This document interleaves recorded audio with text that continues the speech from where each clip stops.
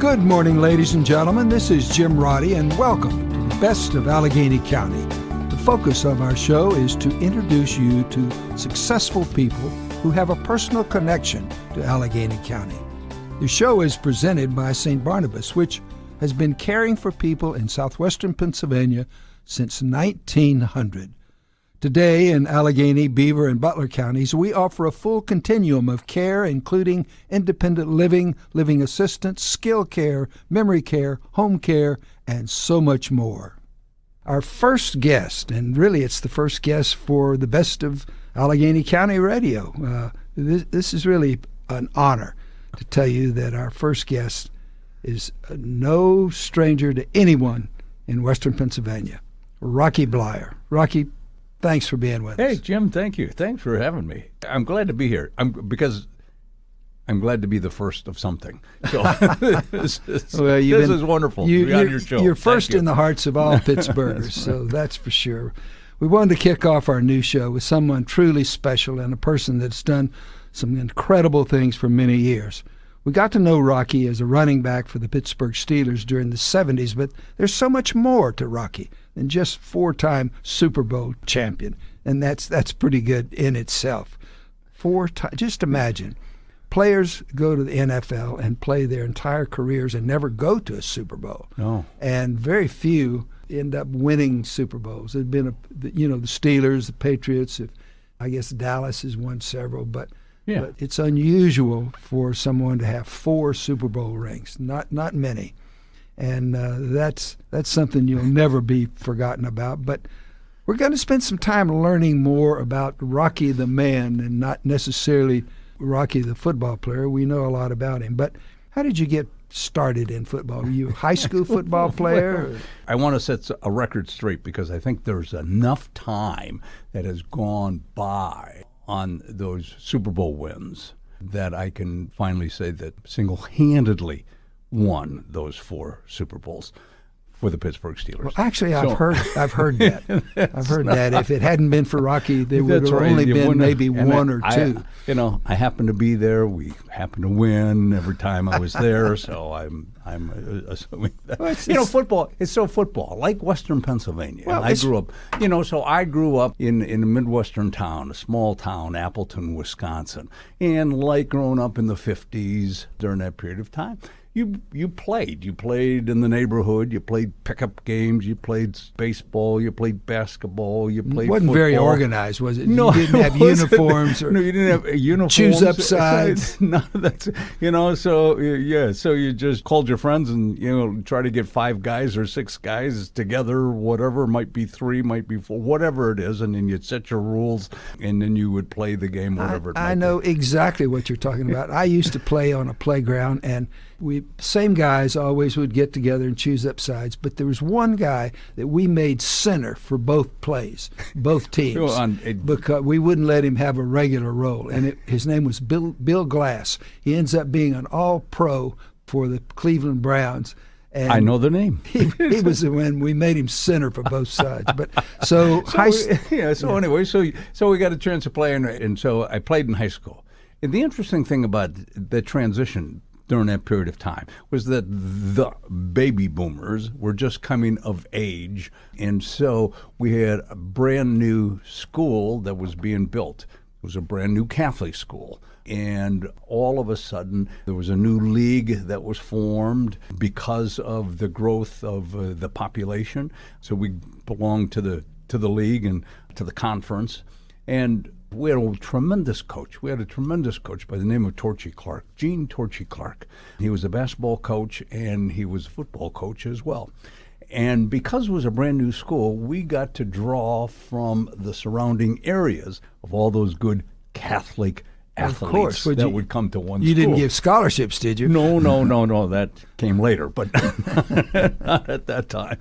And so when we joined the conference at the time, and I have to say, is that in the 3 years, my sophomore, my junior, my senior year, during that period of time, in both basketball and football, we only lost 4 games. Wow. 4 Combined basketball both. games in both of them. So we were 96-4 out of the 100 games that we played. So we won the conference in football those 3 years, and because of that, you became all conference, and then you became all state, Right. and then Now, were you the featured running back? I was the featured running back during that period of time, and we were ranked the number 1 team in the state of Wisconsin. Wow. Like my junior year. And we were basketball. We were the state champions, and then we were the defending state champions and lost the championship game my senior year. So it was a marvelous experience just to be able to play. Now, you didn't know whether or not you could go on and play college. And, unlike today where we have all the coverage that we have and all the social media and all the television and all the stations that we have, that everybody knows who's what and who's coming up and the expectations that go with it. But as you well know, going through that period of time, you just played.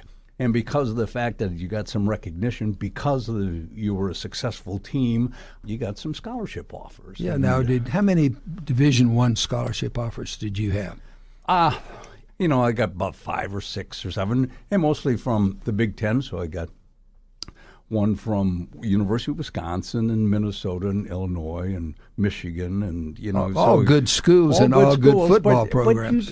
But you didn't know that there were good schools or anything about it. And Notre Dame, Boston College. But probably the best piece of advice I got was from the recruiter from Notre Dame, because we weren't necessarily big Notre Dame fans. We weren't anybody fans, really, from that perspective. We knew that the University of Wisconsin played and so on. And the Green Bay Packers were just up the road about 30 miles. But it wasn't a part of your life. What was a part of your life was what you did in your community and playing in your school and the conference that you won. And so that piece of advice he said was this. He said, listen, you're going to get a lot of scholarships. And every time you go to visit a school during that period of time, they're going to roll out the red carpet, obviously, and they're going to show you a good time and so on. And by the time you had to make a decision after going through this whole experience, it's going to be kind of difficult. And how do you compare? He said, let me just tell you. He said, why don't you choose 3 schools that you would love to graduate from, not play football from, graduate from, only because of the fact that you could get hurt. Things may happen that you might not be able to play or finish playing Actually get a college education. And get a college education. And I thought that made just eminent sense to me. And so I selected 3 schools, Wisconsin being one, only because of my state, Notre Dame, and then Boston College. Right. And so after I visited all of those schools, schools, incidentally, are quite good schools. Illinois is a good school. Minnesota's remarkably good school. All of them were great schools. Yeah. So then I did what every good Catholic boy was taught to do at that time, and that, of course, was go back to church and pray and for guidance and direction. And then I did what my mother wanted me to do, and so that was to go to Notre Dame. She probably made her very happy. Very happy, yes. And so I went to Notre Dame, and there was a big change going on at Notre Dame, unbeknownst to me at the time, and that was that Coach Ara Parsegian had just come in from Northwestern University. Great coach. And a brand new head coach. Didn't know anything about Notre Dame except for the past history of Notre Dame, but as I said, wasn't really big fans. But Ara really changed the whole course. During the 50s and early 60s, I should say, Notre Dame was not on a winning track, and they weren't they weren't the team that they have been. He changed that a lot. He's one of those people that had one word you could just say Ara and you knew who he was. It's like Rocky. People know you say Rocky, people know exactly who you are. But it was, for me, it was a very fortunate time, because what he brought to that school and university was a very successful program. But more importantly, what he brought was integrity to the game of football. He taught me and a lot of my teammates the fundamentals of what this game was all about. How to block, how to run, how to pick up defenses, and not just carry the ball. That was pretty important to you because when you then played for the Steelers, you had to block a lot. Oh, that's right. It came in. There's a guy named Franco Harris that you had to open holes for. So it came in to become very important. To be kind of an all-around back and be able to catch a pass coming out of the backfield. That became very important in how we ran our system at the time. Plus the fact, and in the back of my mind, and I have to tell you this in all honesty, somewhere in the back of my mind, I thought to myself, if I ever had a chance to play professional football, if, maybe going to a school like Notre Dame would give me more recognition than a regional school. And I say regional, not that it is today, but at the time, like the University of Wisconsin, was more regional than was national, and at least Notre Dame was national. And the interesting thing was that ultimately came to fruition of playing at Notre Dame to get some national exposure. Because in the draft, when we got drafted my senior year, unlike today, again, Jim, which was that everybody has a camera in their room. If you're go to combine, everybody knows who's going what, who's available, what are we going to select. There's thousands of people. 22 million people watched the NFL draft.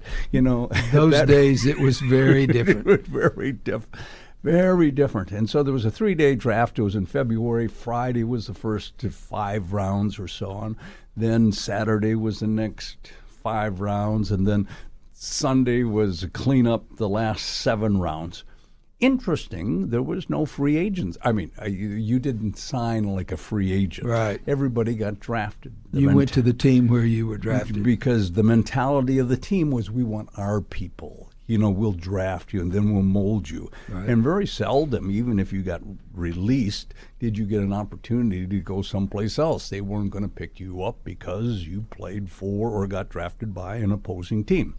And so I got drafted by the Pittsburgh Steelers. What round? What round? So here's the deal. It was a Sunday night. Friday, Saturday had gone by.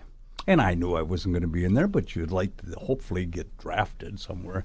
And my roommate, Danny Harshman, and myself, and another teammate, Tom O'Leary, we went out to dinner with a family that kind of took us underneath their wings while we're students and so then we're back after dinner, and we're back at their house having a after dinner cocktail amongst ourselves, talking about the last semester of school, talking about the tests that are coming up, talking about what are you going to do, so on, where are we going on break.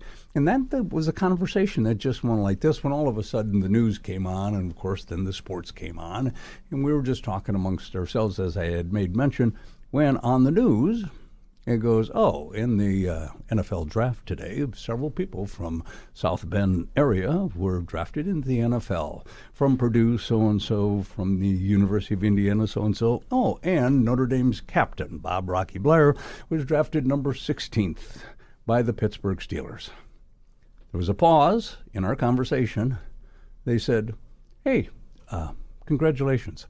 Anyway, so what about the test that's coming in that conversation? That's how big a deal it was. That's how big of a deal it was. Nobody. Well, I ran track at TCU, right. and I had I think 7 Division I scholarship offers to Texas A&M and all, and I ended up at TCU. It's a long story but today we're talking about you and not me. But it's it is.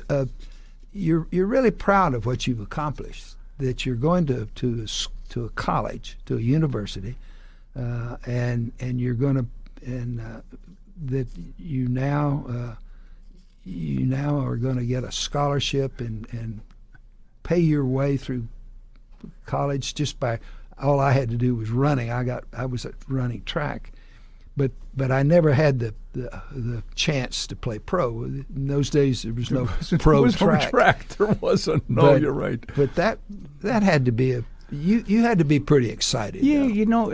yeah, you were. I was, and I was excited in the fact that you got drafted. I didn't care where the draft picks were, but you got drafted. That somebody wanted you or thought highly enough of you to be able to do that in the draft, and so then it was a matter of signing a contract. Now, I have to tell you this, there were no agents back then. There were no lawyers. There was no... So you sat down with whoever it was that was representing the team.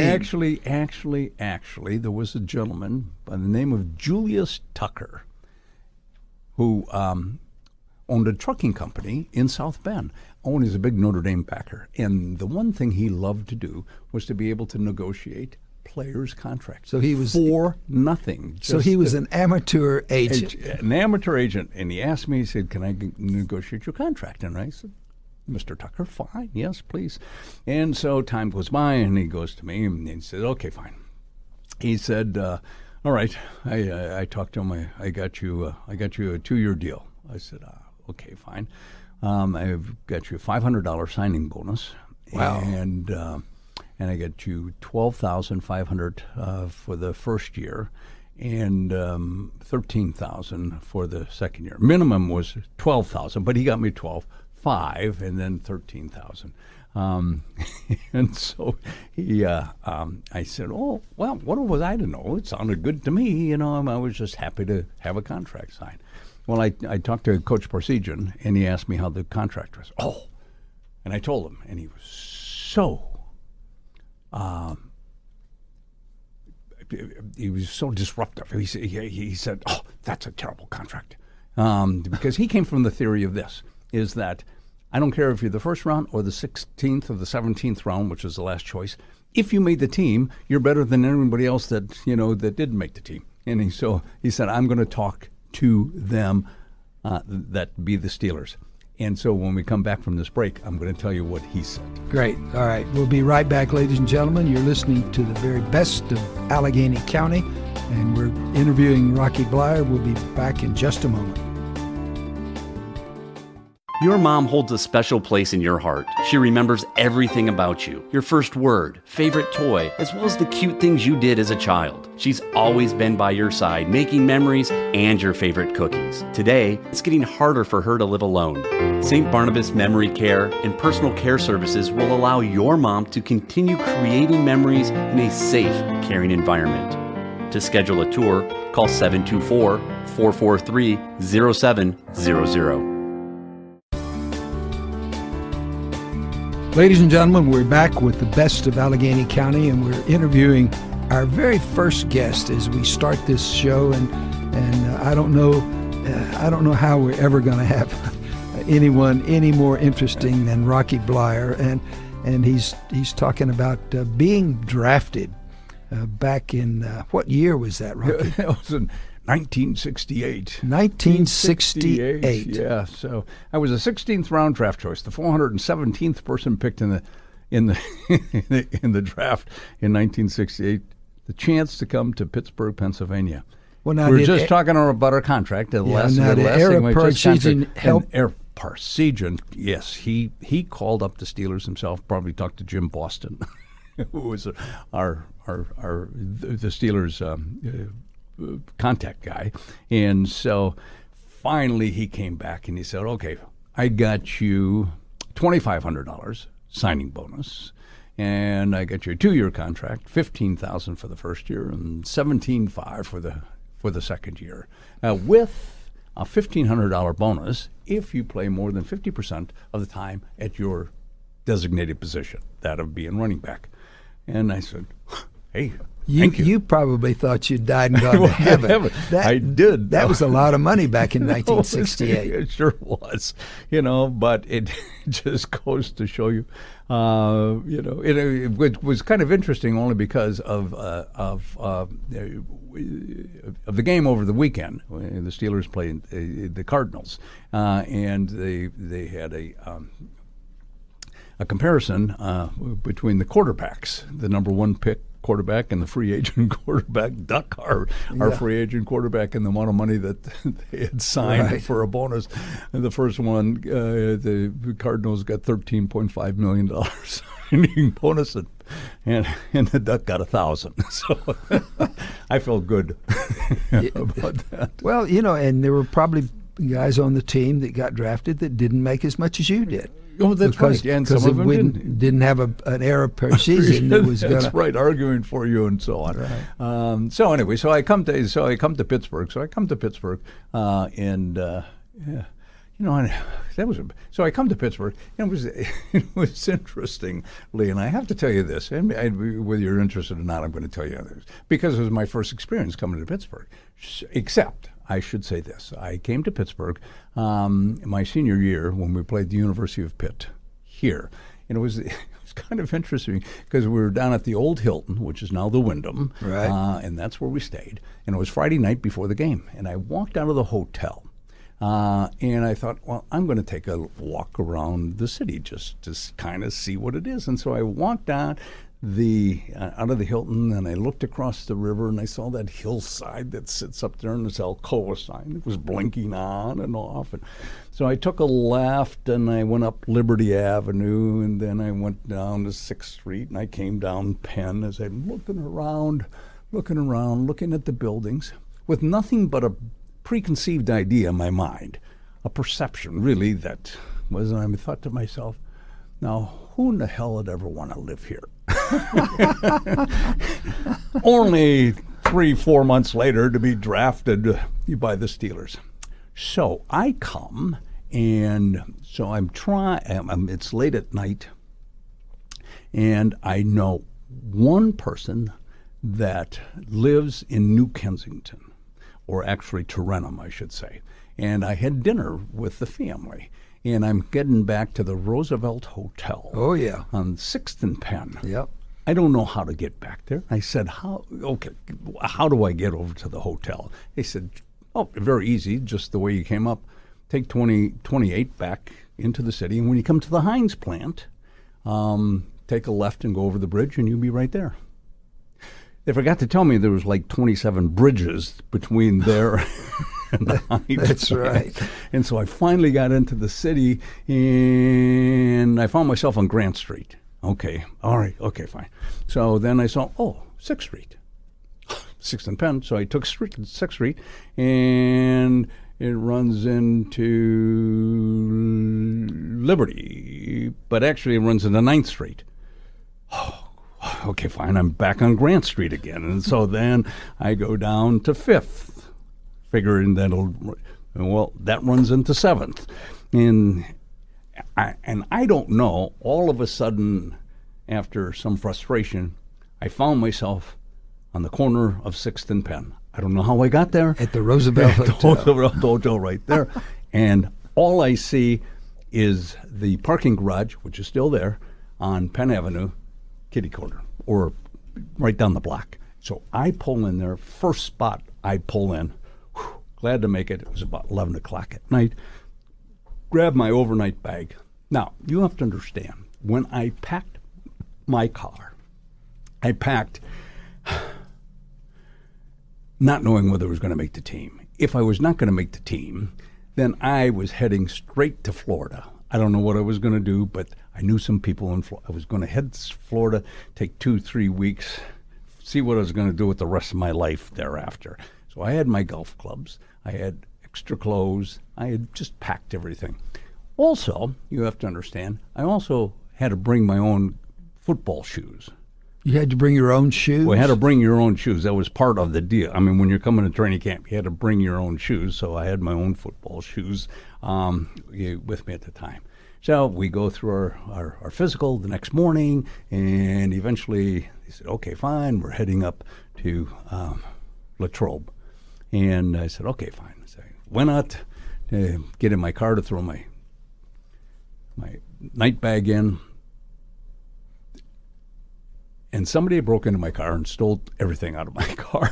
So you had nothing? I had nothing. They took everything.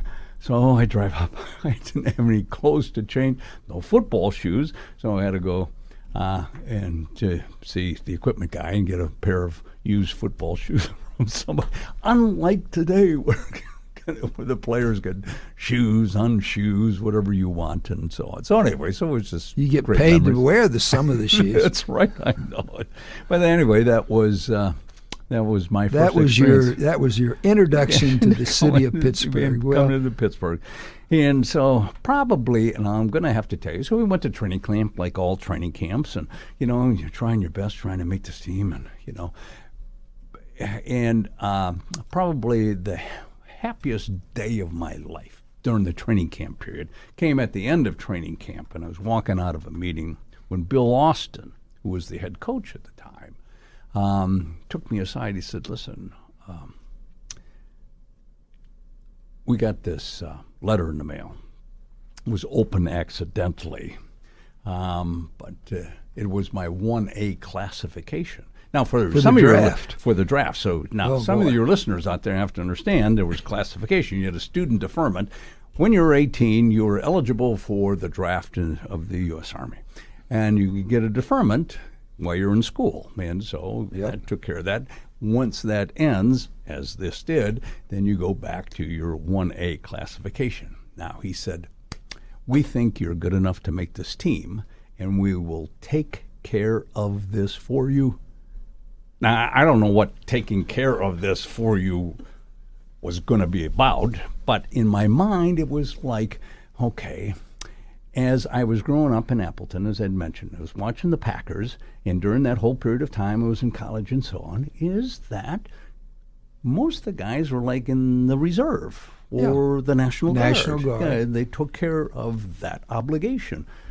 I just assumed that taking care of this would fulfill that obligation somehow, whatever it is. Well, all of a sudden, weeks go by, and a month goes by, and a month and a half goes by, and 2 months goes by, and I haven't heard anything from the Steelers. And so now you're playing the game. So I'm playing. So I made the team. Season started. So I made the team, playing special teams primarily, which was all good stuff and living your life. But in the back of your mind, this little obligation was still kind of hanging over your head. And so I went to Fran Fogarty. I don't know if you remember Fran Fogarty. He was the business agent, or he was the general manager of the team. He was the general manager for Mr. Rooney in everything that he did. So Fran opened the mail. He said, so I said, Mr. Fogarty, I said, have you heard anything? Well, yeah, we're having a little problem, he said. The general, he retired. Congressman, he got defeated. We just can't find the right, and ultimately I'm going to say, hey, this was 1968. It was the height of the war. We had 500,000 soldiers over in Vietnam. Right. All the smart guys got in the reserve national guy. So they were all filled, and so he said, but don't worry. He said, we talked to your draft board up in Wisconsin. He said they're not going to draft till the end of the. So we got some time, and then we ran out of time, and you got drafted. I got drafted. So I was at practice, and and all of a sudden, one of the equipment guys hollered, "Hey, Bleier, there's a letter for you." Now you have to understand, and I'm telling to your listeners, is that in the locker room, and it hasn't changed much over the years. So all locker rooms are the same. Lockers up against the wall, players around the perimeter.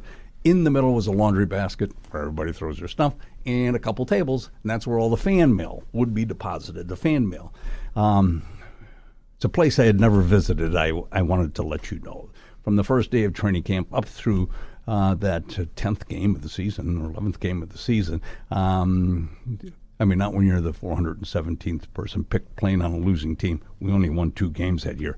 Nobody knows or cares. My mother never even wrote me a letter. But anyway, so I'm putting that aside. So all of a sudden somebody says, "Hey, Bleier, there's a letter over here for you." And I stood up a little too quickly and thinking, who's writing me a letter? And it was the draft board. I got it, and I got it, opened it up, and said, we'd like to inform you that you've been inducted into the Armed U.S. Services of Uncle Sam. Wow. Well, we're going to take a short break here, and I just wanted to tell you, I was in college. I was at a choice of what I did, and I got into a program in the Marine Corps, and someday I'll tell you about that program. But Rocky, we're going to come back and talk some more. We want to talk to you about Vietnam, and we want to talk to you about your trip that you went back to Vietnam, and we want to talk to you about your community and all the things you've done. A lot of people don't realize Rocky Bleier has been so active in the community. It's amazing. We thank our listeners for joining us, and please tune in on Saturday mornings at 9:30 or Sundays at noon for the best of Allegheny County, presented by St. Barnabas, apart from the ordinary. Learn more about St. Barnabas by calling 724-443-0700. Honey, I'm so excited. I found the perfect solution for us and your parents. Really? It's St. Barnabas. For us, they have the Woodlands, a beautiful carriage home community. Very interesting. And for your parents, there's the Village. It has an indoor mall with shops, a place to do their banking, and great restaurants. Plus, we can relax knowing they're safe and secure. St. Barnabas has everything we're looking for. Great. Let's schedule a tour.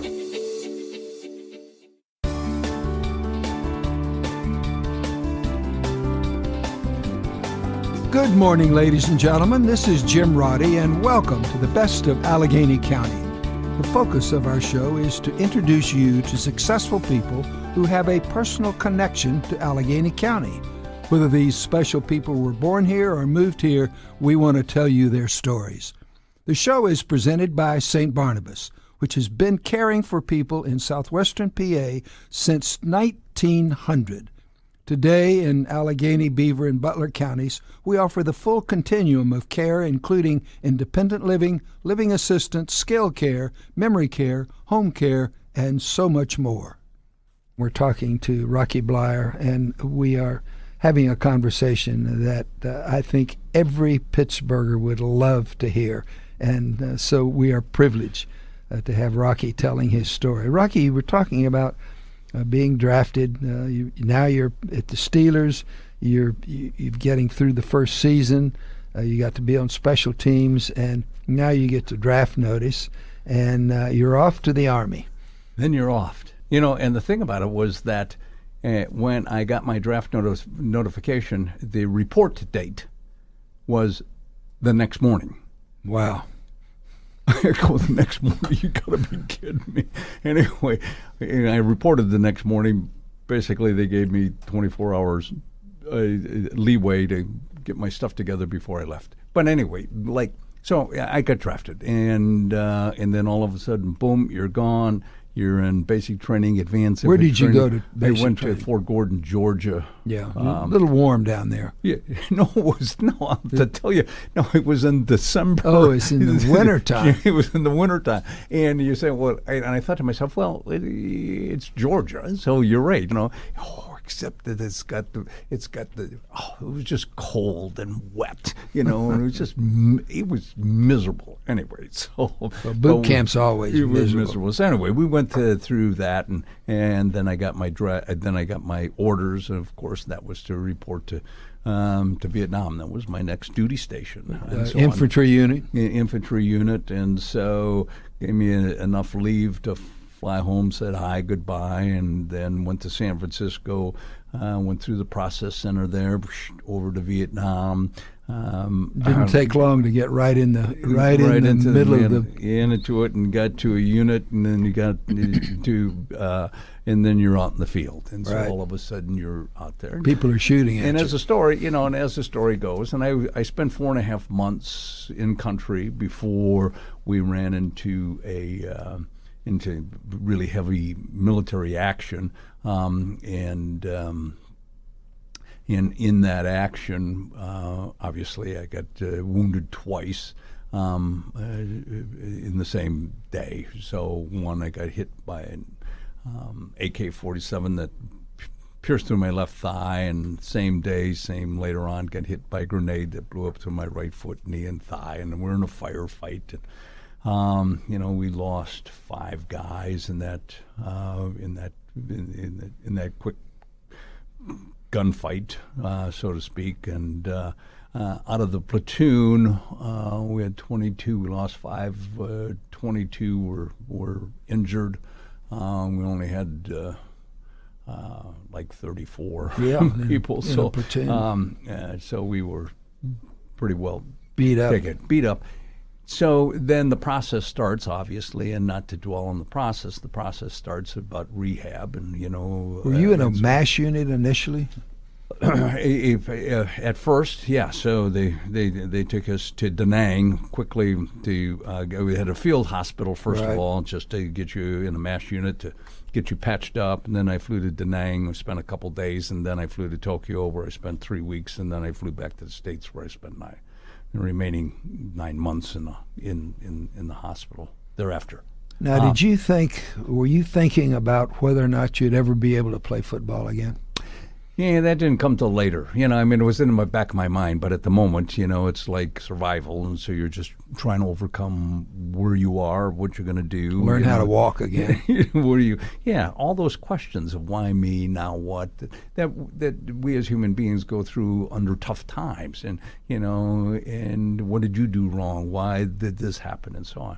It was an interesting thing, only because I think that along the way, I find little inspiration. One was a triple amputee. Honest to God, that had a bed across from me, and I'm going to tell you this because one day he was going to therapy, in which he was doing to rehab it, and I watched him grab a little trapeze that swung over that hung over his bed, and he swing his torso into a wheelchair, and the aides would help him, push him out in a wheelchair. But he made sure that he stopped at each bed, honest to goodness, and he stopped them by my bed. He said, "Hey, how are you doing today?" He said, "I'll tell you this." He said, "You look better today than you did yesterday. Because yesterday when you got here, you look like crap." He said, "Now we got some good docs. We're going to take care of you. I'll get you out of here, and we'll see you back in the real world." Here's a guy that had lost 3 limbs. He's encouraging everyone. And he's encouraging everybody along the way, and you go, wow, if somebody, Anyway, and then it gives you a little uplifting. I got to Tokyo, and as I said, I spent like 3 weeks there. After a couple of weeks, I got enough courage to ask my attending physician, "What do you think, Doc, about these injuries, or how badly, can I come back and play?" And as my authority figure, he said, "Don't worry about it. You'll have a normal life. Don't expect to ever play football again, but you'll be able to do normal things." But he just sucked that hope. Sucked that hope right out. 2 days later, honest to God, I get a postcard, unbeknownst to me, a postcard. It's got 2 lines on it. It said this: "Rock, team's not doing well. We need you. Art Rooney." Wow. And you go, I hope you saved that postcard.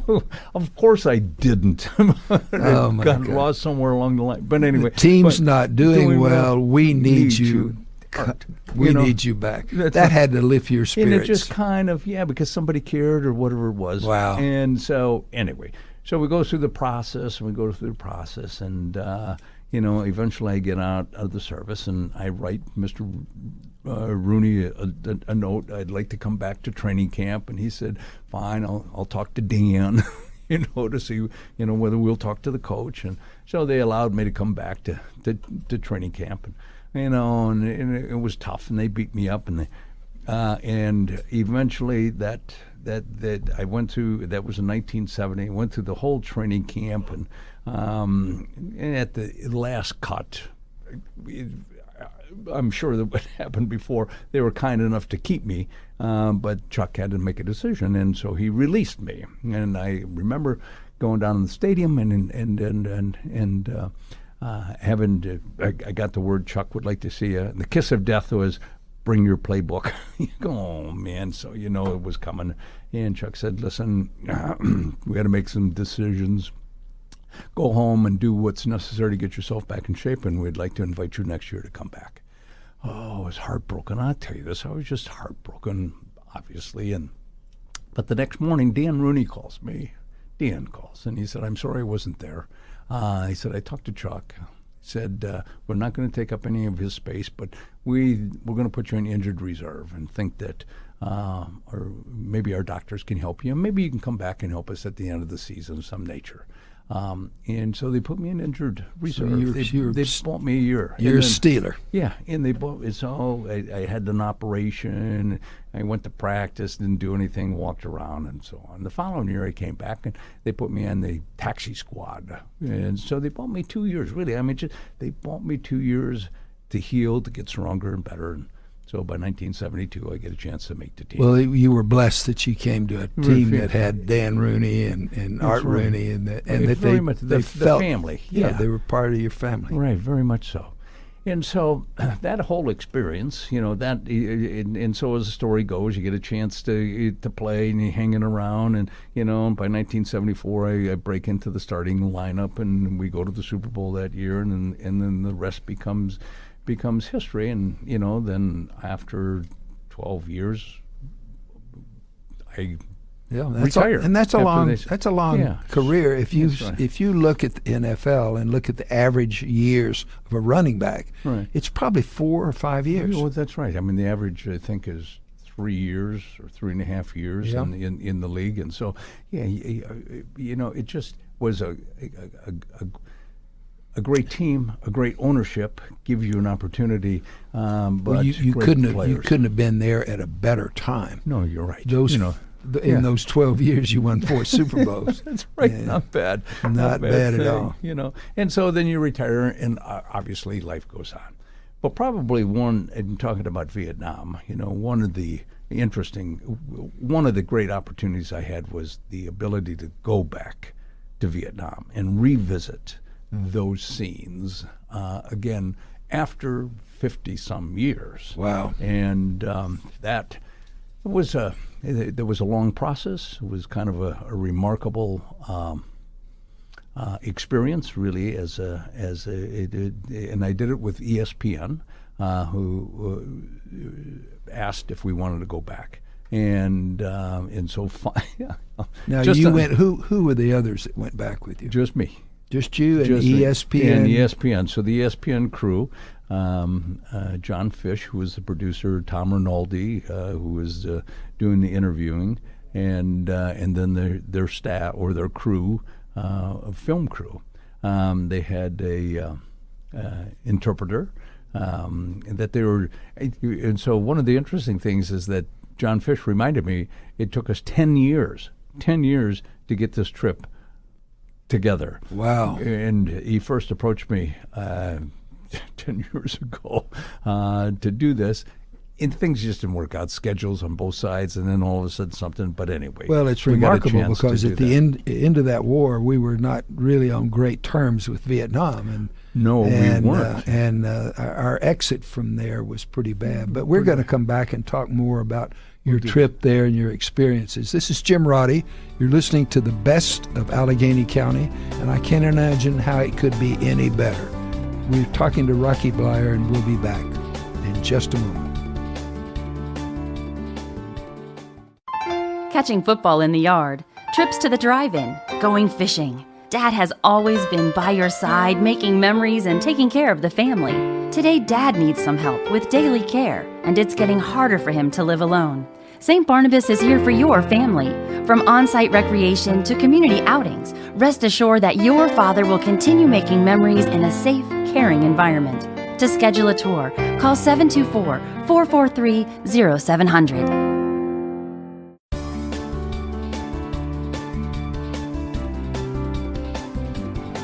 Ladies and gentlemen, this is Jim Roddey for St. Barnabas, and we are back with the best of Allegheny County, and we're talking to the best, Rocky Bleier. Rocky, we were talking about your trip when you went back to Vietnam. Tell us about your reaction to the country and the people and their reaction to you coming back, a warrior that had been on the other side?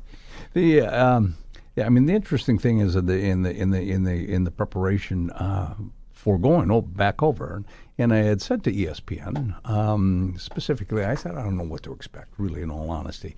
I said, only because of the fact, unlike the majority of combat veterans who returned from Vietnam, who were, as all of us, were tied to that war and were not favored among the American people, to the extent that some were spat upon, and all you could do was come back and repress your feelings, try to go back with the rest of your life, go back to school, got married, got a job. You didn't talk about it. There was no outlet. There was no groups that got together. You couldn't go to the American Legion or the VFW. They didn't embrace you at all. And so you were kind of set alone. I said, that is the mentality of that returning Vietnam veteran. And I said, except for me, I come back to a high-profile team, and I become a story. I become a story in that here's this kid trying to make this team again after all these experiences. And because of it, it was somewhat of a catharsis. I mean, they asked me questions. They asked how did I feel, what would I think, and so on and so on, unlike the majority of people. So I said, I've kind of cleansed myself of all those feelings. And so we get there and we go back to the exact same spot from the coordinates that they had recorded in the war books back then, and found where we had our contact with the North Vietnamese regiment, and where you were wounded, and where I was wounded, and that's where I was wounded. So. So anyway, we now 50 years is changing. So we're driving from Da Nang to Hep Duc, and it's about an hour and a half drive in today's society. There's roadways, there's commerce, there's people, there's buildings. It's a real country. It's a real country, yeah. And what were jungles and villages and huts and doesn't exist anymore. And I'm driving by and I see this mountain on the side or this hillside up over here, and I said, well, what's that? And they said, well, that's LZ West. Oh my God, LZ West. We worked off of LZ West. We took sweeps down in this valley. I mean, I was through this stuff. It was just, so subconsciously I was just taking in that information. So we get to the rice paddy, we get to the spot, and we finally figure out what it was. And so Tom Rinaldi's now going to start the interview. And we start the interview, and we start talking about it. What did you think? Bump, bump, bump. What happened? And then he asked me the one question, how do you feel? And honest to God, out of left field, I mean, I didn't see this coming at all. All of a sudden, it was this emotional undertaking. I mean, it came out from the soles of my feet up through my body. I mean, I could feel this emotion overcoming me, and to the extent that all of a sudden I break down and I'm crying and I don't understand why or what or where it came from or what was all about, to the fact that I wasn't feeling well. I mean, it's just like it was like it was flushing my body of the stuff in them. And so I finally gathered myself together, and and we continued the story to someone. But I said, I got to sit down. I just don't really feel well. And we sat down, and bam, I pass out from the emotion of being back there. Eventually, so now we got to go back, but I'm thinking I got to go back to the hospital. We got to go get me checked out, because now all of a sudden there's a white-haired old guy that just passed out, who happens to be the subject of this. We got to do something about him, and then we come back, and so we do. Then we come back 2 days later. But in the meantime, I had to figure out why. What was this all about? It was a cleansing. It was a cleansing, but for me it was the mentality of why. Okay, why? And I thought, and I think that we lost 58,000 soldiers in that conflict during that period of time. For what? And this was my thing. For what? Not that they didn't die in vain, but for what? The fact is that it's still a communist country. It's a police state. We have great trade relationships now. They love American people, obviously. We have a lot of products being made there that we and use. so that all works, but why?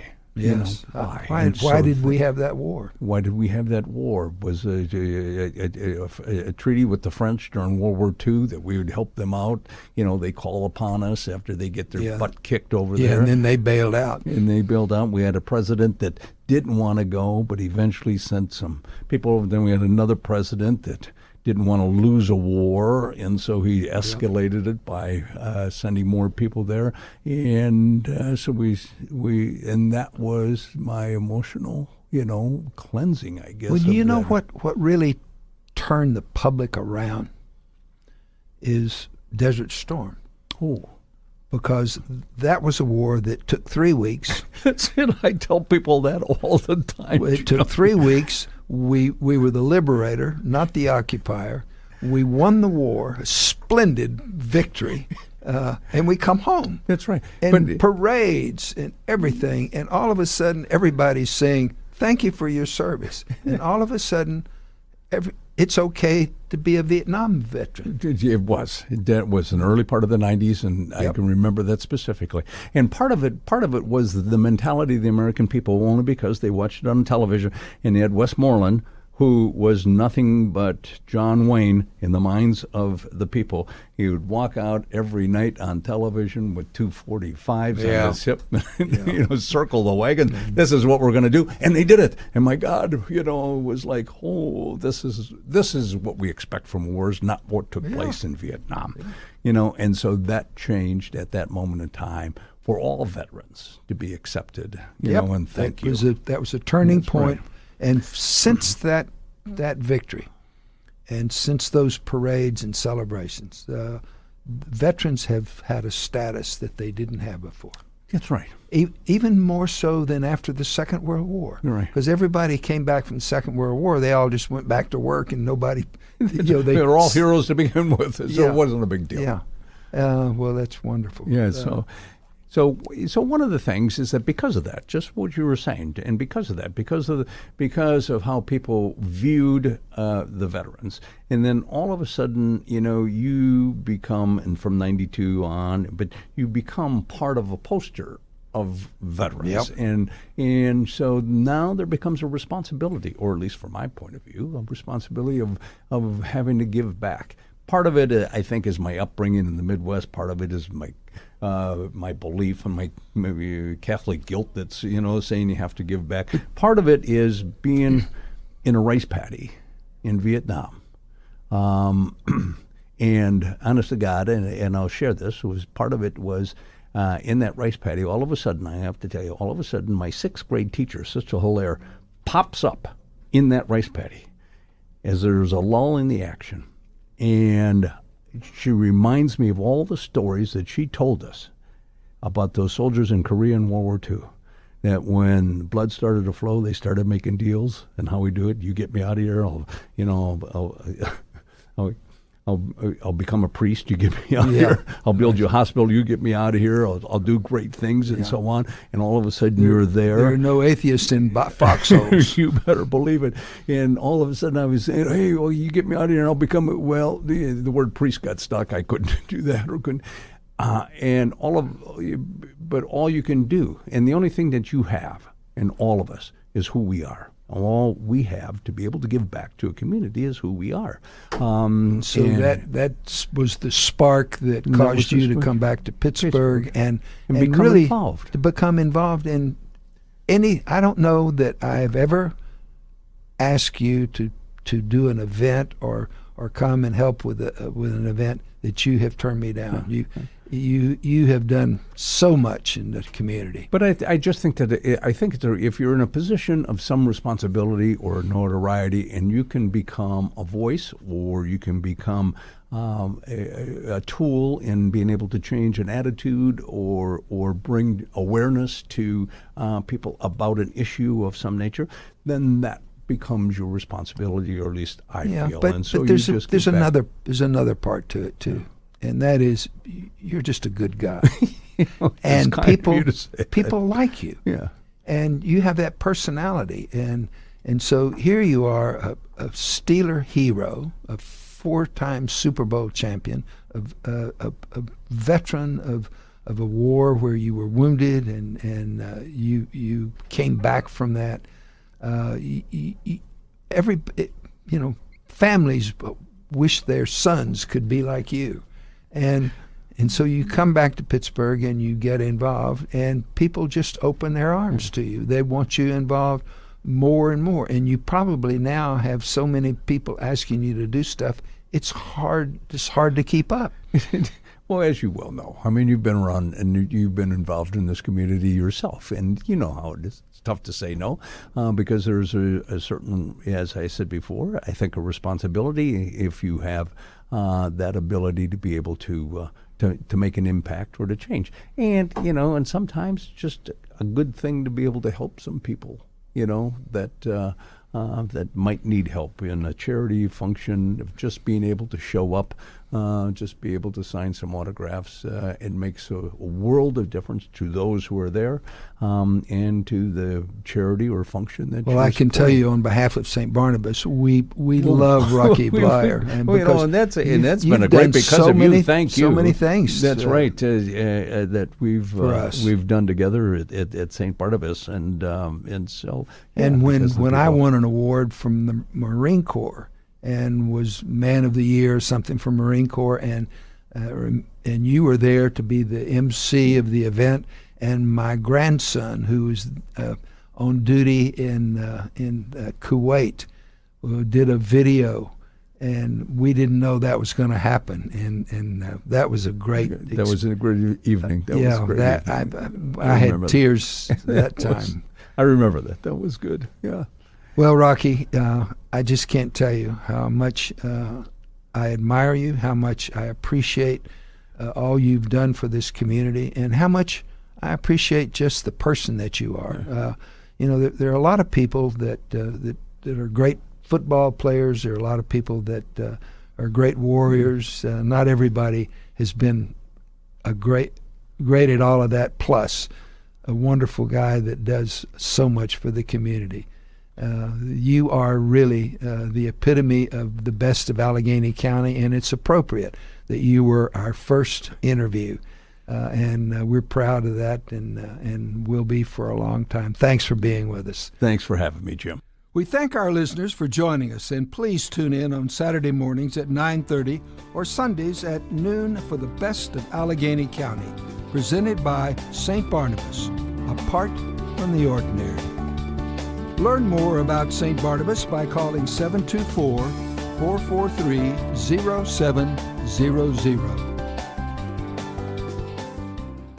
Your mom holds a special place in your heart. She remembers everything about you, your first word, favorite toy, as well as the cute things you did as a child. She's always been by your side, making memories and your favorite cookies. Today, it's getting harder for her to live alone.